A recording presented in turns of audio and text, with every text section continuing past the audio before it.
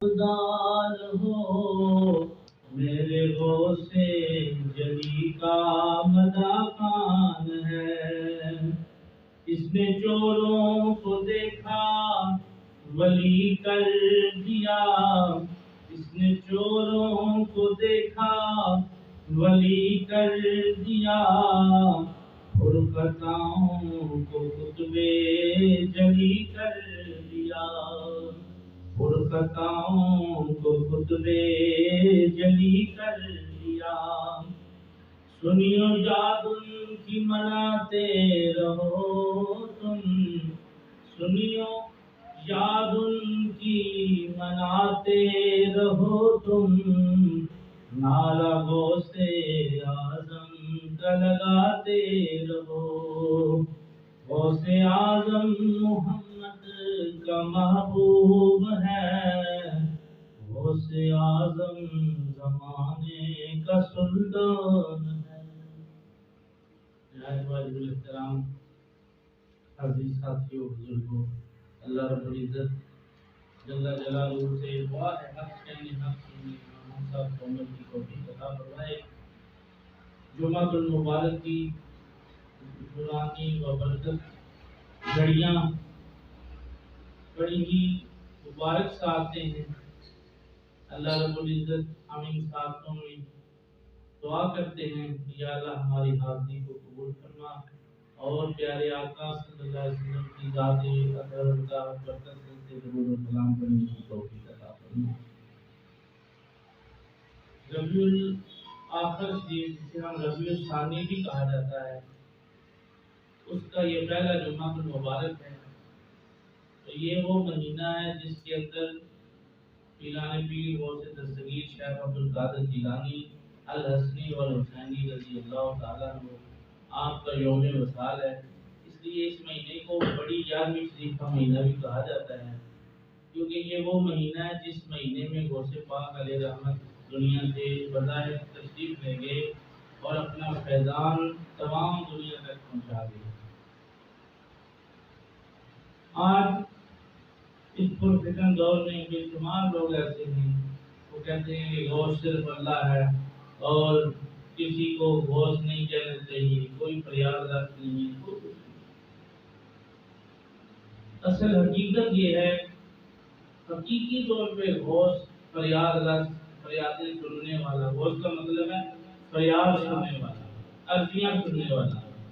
حقیقی طور پہ غوث تو اللہ کی ذات ہے، لیکن وہ اپنی عطا کے ساتھ، اپنی منشا کے ساتھ، اپنی مرضی کے ساتھ اللہ اپنے بندے کو غوث بنا رہا ہے۔ جیسے اس دنیا میں ہر بندہ کسی نہ کسی عہدے میں فائل ہے، کوئی انجینئر، کوئی ڈاکٹر، کوئی طبیب، کوئی کچھ ہے، لیکن اسی طرح اللہ تبارک و تعالیٰ نے ولیوں میں بھی مقامات و مرتبے رکھے ہیں۔ کوئی سالک ہے، سلوک کی منزلیں طے کر رہا ہے، کوئی مجذوب ہے، جذبوں کیفیت کی منزل کی ہے۔ آواز تھوڑا دیر نکال دیں۔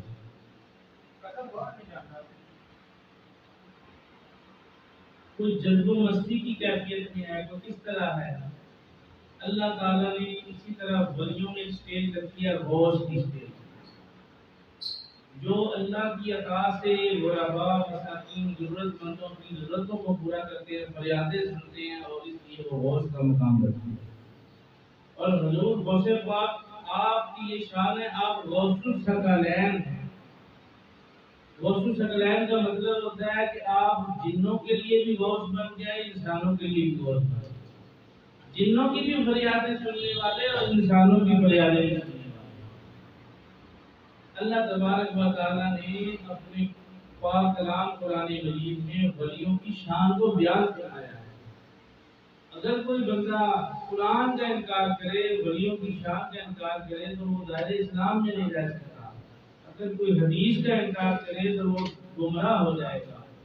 رب کے معبود نے ولیوں کی شان میں حدیثیں بیان فرمائی ہیں اور رب تعالیٰ نے قرآن میں ولیوں کی شان بیان فرمائی۔ ولی ہوتا کون ہے؟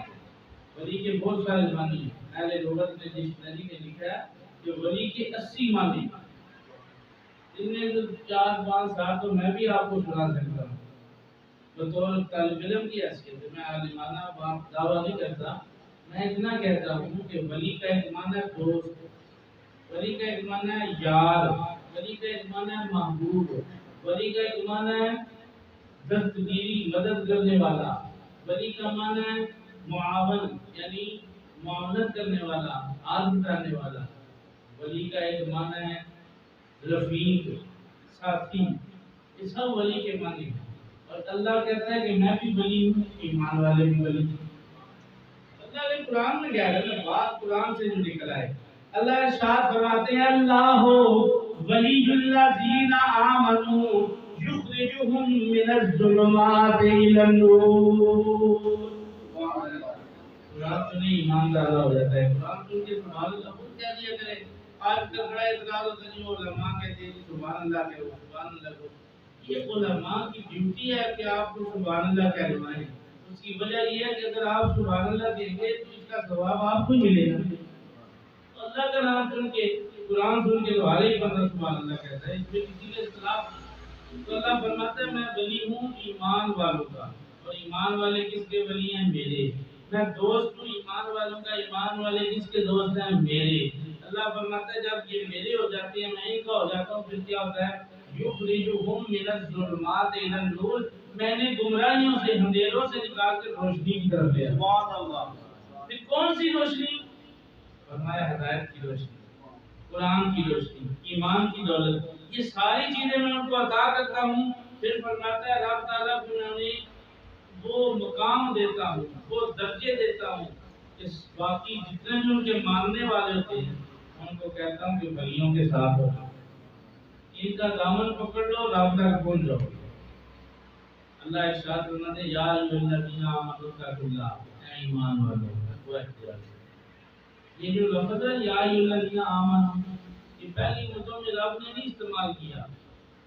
پہلے جتنے بھی انبیاء گزرے، کسی نبی کو یا اس کی امت کو رب نے یہ نہیں فرمایا ہے ایمان والو، یا یہ کہہ کے بلایا یا اہل الکتاب، اے اہل کتاب، یا کہا یا بنی اسرائیل، اے بنی اسرائیل، یہ کہہ کے رب نے ضرور بلایا ہے، لیکن امت محمدی صلی اللہ علیہ وسلم پر اتنا کرم ہوا، اتنی عنایات ہوئی، اتنی محبت رب نے جتلائی کہ فرمایا امت محمدی باقی امتیں اور ہیں، محمد کی امت اور ہے۔ سبحان اللہ۔ باقی امتوں کا درجہ، مرتبہ، شان، شوکت، عظمت اور ہے، لیکن ساری امتوں سے بڑھ کر اگر میں نے امت بنایا تو محمد مصطفیٰ کی امت بنایا۔ پھر یہ امت کا درجہ کیا ہے؟ فرمایا کنتم خیر امۃ اخرجت للناس۔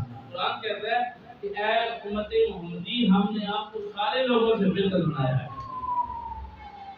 اللہ نے ایمان والوں کو بڑی محبت سے یاد کیا، ایک نہیں، دو نہیں، چار نہیں، 10 نہیں، 20 نہیں، 30 نہیں، 40 نہیں، 50 نہیں، پورے 88 مرتبہ پورے قرآن میں فرمایا یا ایھا الذین آمنوا، اے ایمان والو۔ کتنی محبت ہے اس جملے میں کہ رب اپنے یہاں پہ کہتے ہیں کہ بات ضمناً آ گئی کہ یا رسول اللہ نہیں کہنا چاہیے، بڑا پرفتن دور آ گیا۔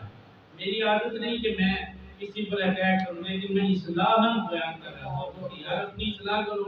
اگر یا رسول اللہ کہنے پہ اعتراض ہے تو رب تعالیٰ تو ایمان والوں کو کہہ رہا ہے اے ایمان والوں، یا ایمان والوں، ایمان والوں کو رب کہہ رہا ہے یار اے ایمان والوں، میں تمہیں یا کر کے پکار رہا ہوں۔ اب ایمان والے تو کچھ ایسے ہیں جو دنیا سے چلے گئے، ایمان والے کچھ ایسے ہیں جو موجود ہیں، ایمان والے کچھ ایسے ہوں گے جو دنیا میں آئیں گے، اب ان کو یا کہہ کے پکار ہے۔ معلوم ہوا یا کہنے سے، یا رسول اللہ کہنے سے کوئی فرق نہیں پڑتا۔ رب کہتا ہے کہ یا سین، میں اپنے محبوب کو یا کہہ کے پکارا، یا ایھا الرسول، میں اپنے محبوب کو رسول کہہ کے پکارا۔ یا کہنا حرف ندا ہے، یہاں یہ سمجھا جاتا ہے کہ یا کہنے سے یہ پتہ ہونا چاہیے کہ سامنے کوئی موجود ہے کہ نہیں، یا اسے کہا جاتا ہے جو سامنے موجود ہو۔ پھر نماز میں بھی یا ایھا نبی پڑھنا چھوڑ دو، کیا نبی سامنے نظر آ جاتے؟ ہمارے تصور میں حضور رہتے ہیں، وہ تصور میں رہتے ہیں، میرے کیسے کہہ دوں کہ دیکھا نہیں ہے، ہزار پردے میں پردہ نہیں ہے، کیسے کہہ دوں کہ دیکھا نہیں ہے۔ جب تم یا ایھا النبی کہتے ہو تو پھر تصور بھی تو اس طرف چلا جاتا ہے نا۔ چھوٹی سی مثال ہے، مثال کے طور پہ یہ حاجی صاحب بیٹھے ہیں اسد اللہ خان صاحب، یہ تھوڑے دن پہلے ترکی سے تشریف لائے۔ جب میں نے ان کو یاد کیا، 2-3 مہینے تو رہے ہیں، میں نے جب ان کو ذہن میں یاد کیا کہ اسد اللہ خان صاحب کے ساتھ ملاقات ہو جائے یا ان سے فون پہ بات ہو جائے، تو یقیناً یہ بات ماننے والی ہے جو میں کہنے والا ہوں۔ جب میں ان کو یاد کرتا ہوں تو ان کا چہرہ، ان کا اڑیا، ان کی ڈیل ڈول ڈال سب میرے سامنے آ جاتی ہے کہ نہیں، کیونکہ میں نے ان کو دیکھا ہوا ہے۔ اس لیے میں ان کو کہہ سکتا ہوں کہ یہ میرے دوست ہیں، میرے جاننے والے ہیں، میرے پیارے ہیں۔ اس لیے یہ اگر میرے سامنے تصوراتی طور پہ آ سکتے ہیں تو اللہ کا نبی بھی تو آ سکتا ہے۔ جب ہم یا ایھا النبیو کہتے ہیں تو سامنے حضور کا تصور رکھیں گے تو بات بنے گی۔ اور نماز تو ہے ہی اللہ سے گفتگو کرنے کا وقت۔ ہم جب نماز پڑھتے ہیں تو کہتے ہیں سبحانک اللہم و بحمدک، بات تو اس سے کی جاتی ہے جو سن رہا ہو، معلوم ملائکہ اللہ سن رہا ہے۔ نماز میں قیام کرتے ہیں تو کہتے ہیں سبحانک اللہم و بحمدک، یا اللہ تمام تعریفیں تیرے لیے۔ سورۃ فاتحہ پڑھتے ہیں الحمدللہ رب العالمین، یا اللہ ساری دنیا تیرے لیے۔ جب رکوع کرتے ہیں سبحان ربی العظیم، یا اللہ تو بڑی عظمت والا ہے۔ جب سجدہ کرتے ہیں سبحان ربی الاعلی، یا اللہ ساری مخلوق سے اگر کوئی اعلیٰ ہے تو تیری ذات ہے، تو سب سے اعلیٰ ہے، بڑا اکبر ہے۔ جب تحیات بیٹھتے ہیں تو کہتے ہیں ایھا النبی ورحمۃ اللہ وبرکاتہ۔ آپ مجھے یہ بتائیں، جب نماز پڑھنا شروع کرتے ہیں تو تحیات تک ساری رب کی حمد و ثنا ہو رہی ہے، رب نظر تو نہیں آ رہا، پھر بھی اس کو یا کہہ کر پکارتے ہیں، یا اللہ مدد فرما، یا اللہ ہماری رہبری فرما، ہماری رہنمائی فرما۔ اب رب نظر نہیں آتا پھر بھی اسے ہم یا کہہ کر پکارتے ہیں۔ اگر حضور کو یا کہہ کر پکار لیا جائے تو اس میں کیا مزہ ہے؟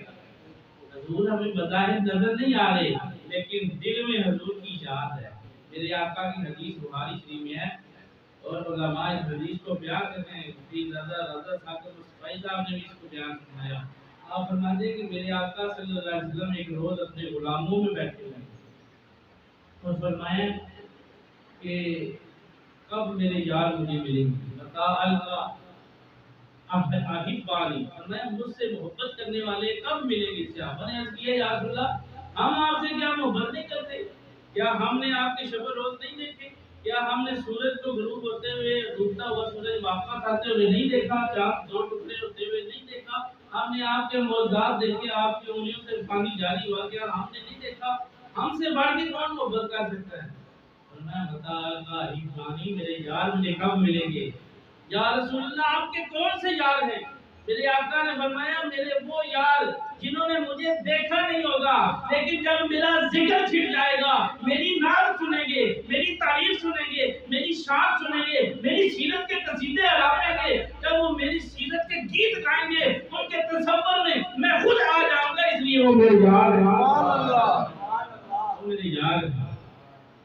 اگر امتی جو دنیا میں آیا نہیں، نبی کو 1400 سال 1500 سال پہلے امتی کو یاد کر رہے ہیں، آج امتی کہہ کے نبی کو یا ایھا النبی نہیں کہنا چاہیے، بلکہ امتی اگر نماز میں پڑھتا ہے یا ایھا النبی، ادھر تو ہر بندے نے پڑھنا ہی پڑھنا ہے، اگر نہ پڑھے گا تو واجب کا ترک ہو جائے گا، نماز ہی نہیں ہوگی۔ میرے آقا اگر ادھر یا ایھا النبی ان کو پکارا جا سکتا تو نماز کے بعد السلام علیکم ایھا النبی کیوں نہیں پڑھا جا سکتا؟ یا نبی سلام علیکم کیوں نہیں پڑھا جا سکتا؟ اگر نماز کے اندر پڑھنا جائے گا تو نماز کے بعد پڑھنا بھی ہو جائے گا۔ تو بات میں یاد کر رہا تھا کہ اب غوث پاک اللہ کی طرف سے، اللہ کی جانب سے فریاد سننے والے بندے ہیں غوث پاک علیہ رحمت۔ تو میں شعر، آخری شعر یہ میں نے پڑھا تھا، سنیو یاد ان کی مناتے رہو، سنیو یاد ان کی مناتے رہو، نعرہ غوث اعظم کا لگاتے رہو۔ غوث پاک علیہ رحمت یہ وہ ہستی ہیں جنہوں نے آ کر مسلمانوں کو یہ بتایا کہ اللہ کی جانب جو رستہ جاتا ہے وہ یہ رستہ ہے، یہ تقویٰ ہے۔ دیکھو اللہ تعالیٰ نے قرآن میں فرمایا، میں نے جو آیت کریمہ سورہ توبہ کی تلاوت کی، یا ایھا الذین آمنوا اتقوا اللہ وکونوا مع الصادقین، اے ایمان والو تقویٰ اختیار کرو اور سچوں کے ساتھ ہو جاؤ۔ اللہ نے دو خزانے ایمان والوں کو دیے، دو خزانے۔ میں ان خزانوں کی بات کرنے لگا ہوں، آپ اس بات سے نہیں ہے۔ وہ دو خزانے کون ہیں جو اللہ نے خود ہی بیان کر دی قرآن میں؟ فرمائے اتقوا اللہ وکونوا مع الصادقین، تقوی اختیار کرو اللہ کے لیے، اللہ کا ڈر پیدا کرو، پھر کیا ہوگا؟ وکونوا مع الصادقین، سچوں کے ساتھ ہوگا۔ پھر اللہ تعالیٰ نے قرآن میں فرمایا ہر نمازی ہر نماز کی ہر رکعت میں یہ پڑھتا ہے اہدنا الصراط المستقیم، یا اللہ مجھے سیدھا راہ دکھا۔ پھر ساتھ ہی دعا کرتا ہے صراط الذین انعمت علیہم۔ یہ مجھے نماز کے الفاظ ہیں، تھوڑا ساتھ دو مجھے بھی پتہ چلے کہ آپ میری بات سمجھ رہے ہیں۔ اللہ فرماتے ہیں اہدنا الصراط المستقیم صراط الذین انعمت علیہم، یا اللہ مجھے ان لوگوں کا رستہ دکھا جن پر تیرا انعام ہو گیا ہے، جن پر تیرا کرم ہو گیا ہے۔ بندہ یہ کیوں نہیں کہتا یا اللہ اپنا رستہ دکھا؟ یا اللہ تو نے جو پیدا کیا ہے، خالق ہر چیز کا خالق مالک پیدا کرنے والا تو ہے، یہ تو شرک ہو جائے گا، تو اپنے بندوں کے بارے میں بات کر رہا ہے۔ اللہ فرماتا ہے نا میرے تک پہنچنا ہے تو میرے بندوں کے پاس جانا پڑے گا۔ کن کے پاس؟ انعمت علیہم، جن پر میں نے اپنا انعام کر دیا ہے۔ یا اللہ کون سا انعام ان پر کیا ہے؟ فرمایا کسی کو ولی بنایا ہے، کسی کو غوث بنایا ہے، کسی کو قطب بنایا ہے، کسی کو ابدال بنایا ہے، کسی کو اوتاد بنایا ہے، کسی کو صالح و مجذوب بنایا ہے۔ میرے آقا نے فرمایا کہ اللہ تبارک و تعالیٰ یہ ولیوں کے صدقے بندے کو جنت بھی عطا فرمائے گا۔ مشکوٰۃ شریف کی حدیث ہے، حضور صلی اللہ علیہ وسلم نے فرمایا قیامت کا دن ہوگا، اللہ تعالیٰ فرمائے گا وَامْتَازُوا الْيَوْمَ۔ ہم دنیا میں گناہ کرتے ہیں نا، مثال کے طور پہ جب کوئی بندہ مسجد میں نماز پڑھنے آئے، نماز پڑھ کے جائے گا تو نمازی کہلائے گا کہ نہیں؟ نمازی ہوگا، اس نے نماز پڑھی ہے۔ ایک بندہ یہ نیت لے کے آ رہا ہے کہ میں مسجد میں نماز بھی پڑھوں گا اور جوتا بھی چوری کر کے لے جاؤں گا، اب وہ بھی نمازی کہلوا رہا ہے۔ اب کسی کو یہ پتہ نہیں چلا کہ ہمارا جوتا کون لے کر چلا گیا ہے، وہ نمازی نماز کی شکل میں آیا، نمازی بن کے آیا، نماز پڑھنے آیا، لیکن جوتا چوری کر کے چلا گیا۔ اب جس نے بھروسے نیت سے نماز پڑھی وہ بھی نمازی بن گیا، جو بد نیت لے کے آیا وہ بھی نمازی بن گیا۔ اللہ تعالیٰ نے فرمایا کہ میں گناہ گاروں کے گناہوں پر پردے ڈال دیا، دنیا میں گناہ گاروں کے گناہوں پر پردے ڈال دیتا ہوں، لیکن قیامت کا دن جب آئے گا فرمایا وَامْتَازُوا الْيَوْمَ أَيُّهَا الْمُجْرِمُونَ، سورۃ یاسین اٹھا کے دیکھیں، فرمایا کہ اللہ ورنہ میں نکھار کر دوں گا، نکھیڑ کے رکھ دوں گا، ادھر مجرموں کی صف ہوگی، ادھر جنت والوں کی صف ہوگی، ادھر دوستی ہوں گے، ادھر جنت والے ہوں گے، ادھر سارے پکڑے جائیں گے۔ ادھر دنیا میں تو میں پردے ڈال رہا ہوں نا تاکہ بندہ باز آ جائے، توبہ کر لے، میری طرف آ جائے۔ فرمایا کہ جب یہ توبہ نہیں کرے گا، گناہ کرتا جائے گا، مر جائے گا اسی حال میں، اللہ فرماتا ہے میں ان کی لسٹیں، ان کی صفیں علیحدہ کر دوں۔ فرمایا جہنم والوں کی صف ادھر ہوگی، جنت والوں کی صف ادھر ہوگی۔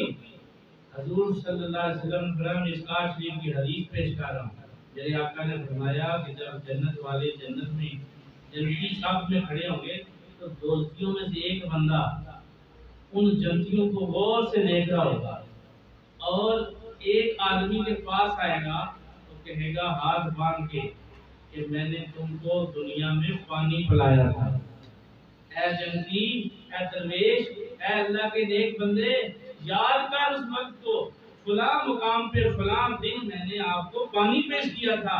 مطلب کیا ہے کہ اگر میں دوستی ہوں آج میری سفارش کرے مجھے جنت عطا فرمائے۔ میرے آقا نے فرمایا وہ بندہ جب اس کو دیکھے گا کہے گا واقعی یا اللہ اس نے مجھے دنیا میں پانی پیش کیا تھا۔ وہ کہتے ہیں نیکی چاہے چھوٹی سی بھی ہو وہ بھی کر لینی چاہیے۔ میرے آقا صلی اللہ علیہ وسلم نے فرمایا کہ اس نے پانی پیش کیا ہوگا، اب اس بندے کو رحم آ جائے گا، وہ جنت والا رب کی بارگاہ میں عرض کرے گا یا باری تعالیٰ دنیا میں اس نے ایک دفعہ نیکی کی کہ میرے ساتھ پانی پلایا تھا، تو نیکی کا اجر ضائع نہیں کرتا، تو ضرور دیتا ہے۔ آج میں گناہ گار، میں دعا کرتا ہوں، عاجزی کے ساتھ دعا کرتا ہوں، اے میرے رب آج اس بندے کے گناہ معاف کر دے، اسے جنت والی صف میں داخل کر۔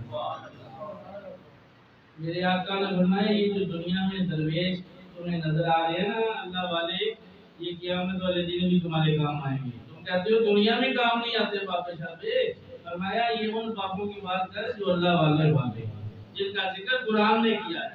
آؤ قرآن سنو، ایمان تازہ ہو جائے گا۔ اللہ فرماتے ہیں یا ایھا الذین آمنوا اتقوا اللہ وکونوا مع الصادقین۔ سبحان اللہ۔ قرآن سنتے سبحان اللہ کہا کریں۔ میں نے آپ کو پہلے کہا ہے قرآن تو ایک ایسی کتاب جس کو ہر بندہ مانتا ہے، نہیں مانے گا اسلام بھی نہیں لے گا۔ قرآن سن کے سبحان اللہ کہنے سے آپ کی نیکیوں میں اضافہ ہو جائے گا۔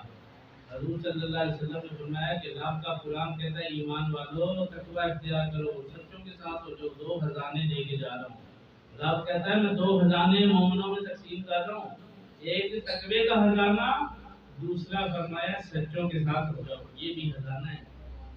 میرے دوستو یہ تو بات دور چلی گئی۔ میرے آقا صلی اللہ علیہ وسلم نے فرمایا الشیطان من الدم، شیطان انسان کے اندر، انسان کے خون کے اندر دورہ کر رہا ہے، اور قرآن نے کہا ان الشیطان للانسان عدو مبین۔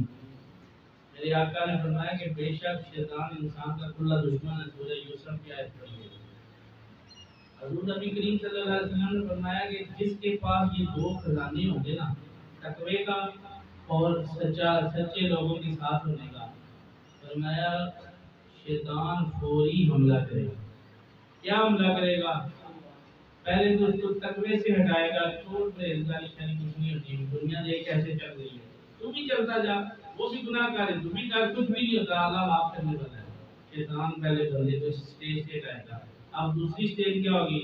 فرمایا وَكُونُوا مَعَ الصَّادِقِينَ، شیطان حملہ کرے گا، یہ کچھ نہیں دے سکتے، اللہ ہی دینے والا ہے، باپوں کے پاس نہ جا، یہ بھی شیطان کا حملہ۔ شیطان ہٹانے کی کوشش کرے گا۔ میرے آقا نے فرمایا اب جو بندہ ان 2 خزانوں کو مضبوطی سے پکڑ لے گا، سچوں کے ساتھ بھی ہو جائے گا، تقوی بھی رکھے گا، شیطان اس کا کچھ بگاڑ ہی نہیں سکتا۔ سبحان اللہ۔ عقیدہ پکا رکھ، مضبوط رکھ، پھر تجھے باپوں کی کرامتیں بھی نظر آئیں گی، باپوں کی کرامات کے علاوہ باپوں کے کمالات بھی نظر آئیں گی۔ یہ باپی کون لوگ ہوتے ہیں؟ یہ درویش کون ہوتے ہیں؟ یہ نہیں دے سکتے، یہ اللہ سے لے کر دے سکتے۔ ایسے دنیا کی بڑی مثالیں ہیں، جب آپ کا وہ کام پھنس جائے نا دنیاوی، آپ کہتے ہیں یار مجسٹریٹ صاحب کے پاس چلتے ہیں، کسی بڑے عہدیدار کے پاس چلتے ہیں، وزیر کے پاس چلتے ہیں، کسی صدر کے پاس چلتے ہیں، اس کے ذہن ہو کے بات بن جائے گی۔ اگر دنیا دار کے ذہن ہونے سے بات بن جاتی ہے تو اللہ والوں کی مہر لگ جائے تو بات پھر بھی بن جاتی ہے، بات پھر بھی بن جاتی ہے۔ جب دعا قبول نہیں ہوتی، بندہ نمازیں پڑھتا رہے، روزے رکھتا رہے، حج زکات کرے، عمرے کرے، اس کی کوئی ایسی خواہش جو بڑی شدت کے ساتھ ہو گئی، یا اللہ یہ کیوں نہیں پوری ہو رہی، اور آپ کہتا ہے اپنے تو نے پورا زور لگا لیا، بندہ کہتا ہے میں نے یا اللہ بڑا زور لگایا ہے، آپ کہتا ہے کہ یا ایھا الذین آمنوا وابتغوا الیہ الوسیلہ، اے ایمان والو اب وسیلے کی طرف آ یا اللہ وہ کیسے؟ فرمایا وابتغوا الیہ الوسیلہ، اب میری طرف جو آ چکے ہیں ان کا دامن پکڑو، سفارش لو۔ اس طرح دنیا میں کوئی مصیبت آ جائے تو مجسٹریٹ سفارش کرتا ہے، صدر یا وزیر سفارش کرتا ہے۔ اب تمہیں روحانی مصیبت آ گئی ہے، روحانی پریشانی آ گئی ہے، تمہاری دعاؤں قبولیت تک نہیں جا رہی، اگر دعا قبول کروانا چاہتا ہے تو ولی کا دامن تھام لے، ولی کا دامن تھام لے۔ یہ میں نہیں کہتا، تو ملا کو، مفتی کو، قاری کو، حافظ کوئی دنیا کا مفسر، کوئی سکالر نہیں کہہ رہا، بلکہ رب کائنات خود فرما رہا ہے۔ اللہ فرماتا ہے یا ایھا الذین آمنوا، اے ایمان والو، جب مصیبت آ جائے، پریشانی آ جائے، دنیا میں جتنے عہدیدار ہیں تمہارے کام نہ آئیں، پھر کیا کرو؟ وَكُونُوا مَعَ الصَّادِقِينَ، سچوں کے ساتھ ہو جاؤ، درویشوں کے ساتھ ہو جاؤ، بیڑے پار کر دیں گے۔ حضرت امام فخر الدین رازی علیہ رحمہ بہت بڑے ولی اللہ درویش گزرے، اور آپ مناظر اسلام کرائے، یعنی بہت سارے مناظرے جیتے۔ آخری وقت آ گیا، نزا کا وقت، عالم نزا میں شیطان آ کے کہتا ہے، حملہ کر، شیطان آ کے کہتا ہے اے فخر الدین رازی آج جاتے ہوئے ایک سوال کا جواب دے جاؤ۔ آپ فرماتے ہیں کیا؟ تم نے بڑے مناظرے کیے، بڑے مناظرے جیتے ہوں گے، بڑے علماء کی محفل میں بیٹھا، عالم بنا، بڑا عمل کیا ہوگا، کیا تو نے اس رب کو بھی پہچانا ہے جس کی پہچان ساری زندگی کرواتا رہا، لوگوں کو درد دیتا رہا کہ اللہ ہے، کہ اللہ واحد ہے، لا شریک ہے؟ کیا تو نے اس کو پہچان لیا؟ انت عارف، کیا تو اس کا عارف ہو گیا، اس کو پہچان لیا؟ امام فخر الدین رازی نے فرمایا ہاں میں نے رب کو پہچان لیا۔ اس نے کہا دلیل دے۔ شیطان کہتا دلیل دے فخر الدین رازی کہ رب کیسے ہے، اس کی صورت کے بارے میں، اس کی کوئی ادا بتا دے۔ آپ نے بے شمار دلائل دیے کہ رب نے پودے پھل پھول ہر چیز پیدا کی، رب ہر چیز کا خالق ہے۔ اب وہ بھی تو پوچھنے والا بھی تو فرشتوں کا استاد رہا، شیطان ابلیس فرشتوں پہ حکمرانی کرتا رہا، ان کا استاد تھا۔ اس نے آپ کی ہر دلیل کو رد کر دیا۔ آپ جب بھی دلیل پیش کرتے کہ رب کائنات میں اس طرح موجود ہے، اس طرح موجود ہے، رب اگر سامنے نظر نہیں آ رہا، اس کی نشانیاں تو نظر آ رہی ہیں، لیکن وہ ساری دلیلیں رد کرتا رہا۔ امام فخر الدین رازی نے 360 دلائل پیش کیے، اس نے سارے رد کر دیے۔ اب آپ کے پاس جواب ختم ہو گیا اور مسکرا رہا ہے، کہتا ہے فخر الدین رازی تیرا علم اور تیرا عمل تیرے کام نہیں آیا۔ اتنی دیر میں چند میل دور آپ کے پیر و مرشد حضرت نجم الدین کبرا رحمت اللہ علیہ وضو فرمانے تھے۔ آپ نے ہوا کو حکم دیا کہ یہ میرے وضو کے چھینٹے حضرت فخر الدین رازی کے چہرے پہ مار، جا کر اس کو علم مل جائے گا۔ اب وہ چھینٹے حضرت فخر الدین رازی کے چہرے پہ پڑے اور آواز آئی، اے فخر الدین رازی، اس بد عقیدہ اور بے ایمان اور بے حرمتی کرنے والا شیطان اس ابلیس سے کہہ دے کہ میں اپنے رب کو دلیلوں سے نہیں بغیر دلیل کے رب مانتا ہوں، بغیر دلیل کے رب مانتا ہوں۔ رب کو ماننے کے لیے، پہچاننے کے لیے دلیلوں کی ضرورت نہیں ہے، وہ تو بے دلیل رب ہے، بس رب ہی رب ہے۔ ایک رب کی پہچان کروائی تو اللہ والوں نے کروائی۔ میرے دوستو، واقعات تفصیلات بہت زیادہ تھی، میں اتنا ہی عرض کر سکا اس مختصر سے وقت میں۔ اللہ تبارک و تعالی مجھے اور آپ کو اولیاء اللہ کی صحیح معنوں میں شان کو سمجھنے کی توفیق عطا فرمائے اور سنت مصطفیٰ صلی اللہ علیہ وسلم پر عمل پیرا ہونے کی توفیق عطا فرمائے۔ وآخر دعوانا ان الحمد للہ رب العالمین۔ سنتے رہو۔ الرحمن الرحیم مالک یوم الدین إياك نعبد وإياك نستعين اهدنا